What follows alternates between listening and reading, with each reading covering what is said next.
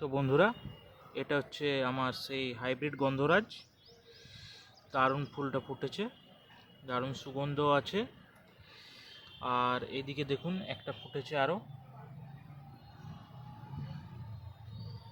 আরও কুড়ি এসেছে। দেখুন কি সুন্দর। এখানে হালকা হালকা আপনার সাদা মাছির ডিমগুলো লেগেছে, আস্তে আস্তে ঠিক হয়ে যাবে। কনফিডেন্স স্প্রে করেছিলাম আমি কিছুদিন আগে। আর এখানে দেখুন আরও কুড়ি এসেছে। এখানে একটা কুড়ি ফুটে গিয়েছিল, ফেলে দেবেন কুড়িগুলো, ঠিক আছে।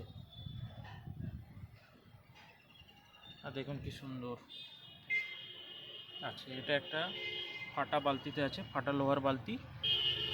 তো পরের ভিডিওতে আমরা আলোচনা করব যে কিভাবে আপনারা হাইব্রিড গন্ধরাজ গাছ করবেন। দেখুন কি সুন্দর হয়েছে, রোগমুক্ত একেবারে গাছ, কত সুন্দর, দারুণ।